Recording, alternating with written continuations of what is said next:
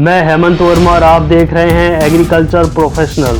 Seed drill, seed cum fertiliser drill, disc plough, disc harrow जैसे कृषि यंत्रों पर मूल्य का 40% या अधिकतम 12,000 से 15,000 रुपए का अनुदान मिलता है। योजना से संबंधित आवश्यक दस्तावेज: ऑनलाइन आवेदन पत्र में रसीद, आवेदन पत्र के साथ प्रमाणित फोटो, भामाशाह व आधार कार्ड, जमाबंदी, सिंचाई का स्रोत, सिंचाई का साधन, किसान हिस्सेदारी का प्रमाण पत्र, किसान का शपथ पत्र। सभी प्रकार की कृषि योजनाओं का लाभ जिले के एग्रीकल्चर डिपार्टमेंट द्वारा लिया जा सकता है अथवा आपके क्षेत्र के एग्रीकल्चर सुपरवाइजर या सहायक कृषि अधिकारी द्वारा भी फाइल प्रक्रिया शुरू की जा सकती है। इसके अलावा राज पोर्टल पर ऑनलाइन आवेदन भी किया जा सकता है।